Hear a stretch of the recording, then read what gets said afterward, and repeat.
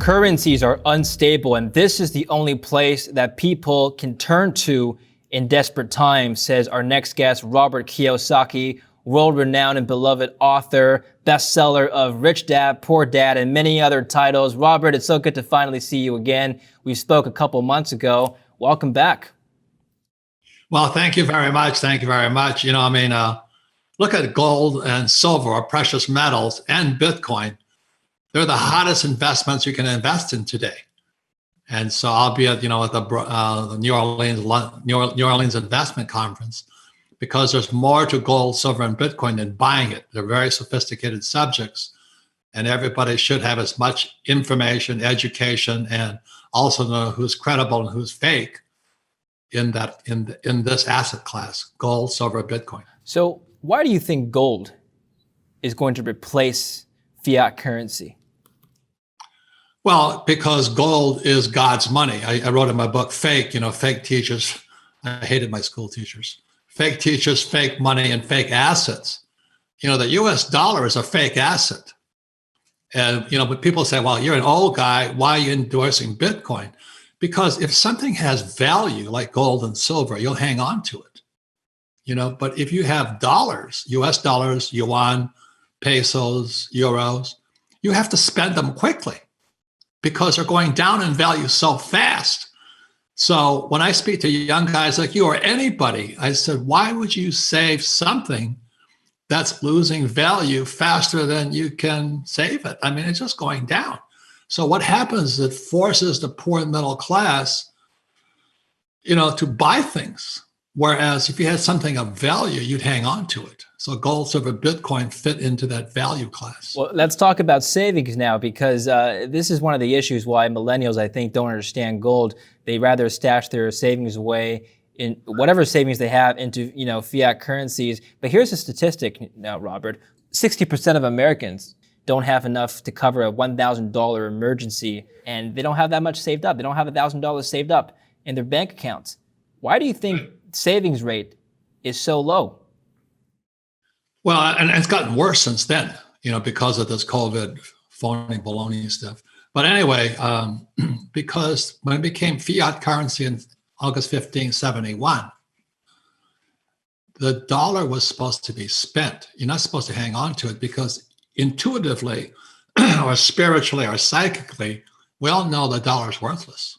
In the moment they took gold off the gold standard, you had to move it really quickly, because they were going to print more of it. So I think psychically, intuitively, we just want to get rid of it as fast as possible, because it's worth less and less and less since 1971. So when I meet people, and this is all over the world, who are poor, they somehow psychically or intuitively know the dollar or the peso or the yen or the yuan or the euro is worthless. And then, it gets worth less and less. So it encourages people to spend. Whereas Bitcoin, gold, silver, you want to hold on to because it has value. That's the difference. I think it ties into your overall thesis or philosophy of financial freedom, which you've been an advocate of since, writing Rich Dad, Poor Dad. And you've educated a lot of people with that book. Let's talk about that now. 800 million people, according to McKinsey, 800 million people around the world by 2030 are going to be out of a job because of automation. Robots are going to replace 800 million people around the world. Just in the United States, the report estimates around 30 million people are going to be out of a job just in the US. And 2030 isn't that far away. It's 10 years away. What's going to happen to all these people?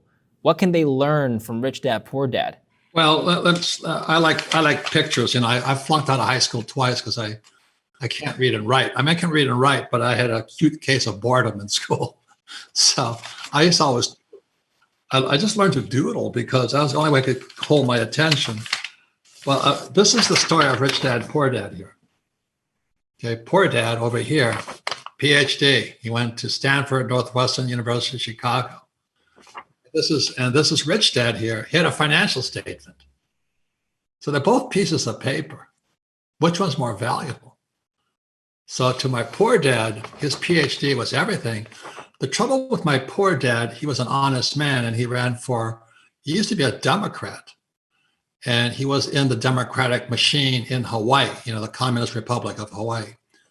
And he couldn't stand the corruption. Hawaii is one of the most corrupt states in the Union. That's why Forbes magazine called it the People's Republic of America, of Hawaii, because it's so corrupt. So my poor dad ran against his boss, the governor. So he switched parties from Democrat to Republican. Reagan did the same thing. Reagan was a Democrat. He ran as a Republican. Trump was a Democrat and he ran as a Republican, just because the corruption inside the radical left in the Democratic Party is so high. I'm not Republican or Democrat. You can vote for who you want. But you look at the people who shifted parties. So when my father shifted parties, he lost his job. He was head of education for the state of Hawaii. The governor basically fired him and said, "You'll never work in the state again." And his PhD was worthless. So I come back from Vietnam about the same time in 73, and my old man's unemployed. And my poor dad says to me, "Go to school, get a job, and get your PhD." And I said, "That's what you did." And my rich dad says, "You better understand this is called financial literacy. Can you read a financial statement?" And 99% of our politicians cannot. Well, I think a lot of the people in this study who they predict are going to be, out of a job because of robots replacing them, they're mostly blue collar workers who, unlike your poor dad here that you've talked about, didn't get a PhD, they didn't go to college maybe. And so wouldn't the argument be that you should go to college, go get a white collar job, and you won't be replaced by a robot? Well, it's going to happen anyway. And what's happening is the robots are going to eat their way up the ladder. Yeah, all right. Already, if you're a radiologist, you're a medical doctor as a radiologist, they don't need you, because the algorithm inside artificial intelligence can do a better job of analyzing your X-ray. And then you look at, I was a pilot, right? And so all my peers, they got jobs. One flew for Northwest, one flew for Eastern, and one flew for United. They all lost their jobs. And they were in the prime of life. And then what happened is the pensions of the pilots were stolen. So my peers, when we're at the prime, they were just hitting like 58, 59, and the company folds on them. So they're pilots. Who needs a pilot? Do you know what I mean? There were so many pilots out there. And so the thing is, what's going to happen in 2021 is the driverless trucks hit the road. And that's 3.5 million truck drivers in America alone. You think of the ripple effect of that. That's 3.5 million families, truck stops, And it's just, the ripple effect is massive. But the capitalists like me, I'm going to make a lot of money because, the trucks don't have to stop. They can just run. They don't need to rest them and all this stuff. So there's going to be a lot of good stuff. But if you're a working class, you're hosed. You're finished. Even if you're a doctor. This is going to come from the private sector. Do you think governments should do anything to intervene, or should they just stay out of it? You're asking the wrong guy, man. I'll tell you. I am a U.S. Marine. Leave me alone. We have enough government in our life, but that's what I'll be talking about at the New Orleans Investment Conference. There's a question is altruism versus greed. Everybody wants to be altruistic. We're good Christians, raised a Christian and all this stuff, and you should help thy neighbor and all this stuff. And then I'll read this quote by Ayn Rand. Your young guys probably may not have heard of Ayn Rand, but she is the godmother of capitalism. And she wrote a book called Atlas Shrugged in 1957. So anyway, she says, altruism, this is Ayn Rand, 1957, altruism is incompatible with freedom, capitalism, and human rights. So I went, holy mackerel, what did she say? So being kind is incompatible with freedom, capitalism, and human rights. That goes against every bone in my body. Your family, probably my family, what we're taught. But you have to look at where Ayn Rand comes from. And she had to run from Russia when Tsar Nicholas was killed and all this other stuff, and Lenin came to power, then Stalin took over. What's happening is socialism is seeping into America and the Western world. That's my concern. And so we're absorbing socialism and communism because let me finish this. And one of the main reasons is when you look at a financial statement here, this for 99, without financial education, 99% of Americans are unstable in here. This is fake. It's phony. It's quaking. Look at those 401ks. If you're saving dollars, like I said, the US dollar was designed to be spent and to be borrowed, not to be saved. So we're soon going to go to negative interest rates. We're already there in many ways anyway. So what's happening, the reason we're going to have social unrest and social unrising is the people that are protesters, they got jack in here. They got nothing. And then if they lose their job and they lose their income and they have nothing here, we're going to have a revolution.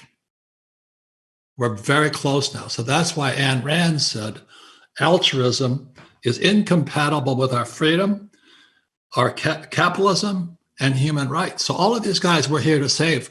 What in marketing terms, David, it's called marketing. It's victims saving victims. So that's why what Ayn Rand was saying is we're heading to socialism, then communism, because we want to help people. I really sincerely believe the reason people are unstable is because the dollar is unstable. So when I'm speaking in the New Orleans Investment Conference, I'm be talking about altruism versus greed. Now, many people think it's greedy that you take care of your asset column. I don't. This is my responsibility. If you leave it up to Wall Street or the government, you're screwed. Robert, you're right. I think the protesters do want a revolution, like you said, but they're blaming capitalism. Remember back in, I think 2011, when we had the Occupy Wall Street movement? Everybody was out in Zuccotti Park in New York, and they were protesting capitalism. But they're blaming the system. They're not blaming socialism like you're saying. They're blaming capitalism, which is what you fought for. So why is it capitalism's fault that they're in this situation today? Because our teachers are communists. That's something else that happened because I'm a lot older. Is at my 10-year high school reunion, I saw the change already. Some of my best friends were already communists. One of my best friends headed up the newspapers in Hawaii, hardcore communist. And he and I couldn't talk. He says, well, you went to Vietnam. We're the same age. We're like 28, 29 years old. He already hated me because I went to Vietnam because he was a communist. And then my other friend was a communist also. They didn't know it because we don't teach communism, capitalism, socialism in school. But these guys really wanted the government to take care of people. Everybody should be equal. The politicians are at fault for the education system then, Robert? Like what needs to change in the education system that can, like you said, the assets, right? Make people have better financial conditions, improve their wealth, and build their assets. How can they learn this? How can they learn this? School teach you to get a job so you can have income, okay? This is my rich dad. He says, build assets so you have passive income. Cash flow, it's called. So this is called financial literacy. Can you read a financial statement? And I'll show you this picture again because this was Rich Dad, Poor Dad. Very simple. Poor Dad, PhD. PhD stands for poor, helpless, and desperate. And my rich dad had a financial statement. My rich dad said to me, he said, when I go to my banker, they don't want to see my diploma. They want to see my financial statement. Robert, so why do you think that they're not teaching us this stuff in school? Why are they're teaching us that the mitochondria is a powerhouse of the cell? They're not teaching us how to do our taxes. I think a lot of people go to school to make a lot of money. Now, not everybody, but a lot of people, and that's exactly the reaction I expected from you. They want to be like you. They want to be a millionaire, but you're saying they're taking the wrong path. What should they be doing instead? Well, it was the right path for my generation, David. The boomers, like Nixon took off the gold standard in 71. I was just out of college. there was plenty of jobs. Real estate was booming, stock market, everything was good. But your generation and younger, they're screwed. The kids are coming out, the millennials are coming out of school. If they didn't have rich parents, they're stuck with student loan debt, and then they can't find a job. I was talking to a young lady the other day. She says, I can't find a man. I said, why not? She says, well, the last boyfriend I had a master's degree, but all he could find was a job at Chipotle. That's what I said. I said, you're going to be looking for a long time. You know what I mean? So the idea of job security is an obsolete idea. That's what we're talking about. That's what jobs, going to school to get a job is an old idea. For my generation, it was a good idea. Times have changed. Thank you very much, Robert. And we'll speak to you again soon, I'm sure.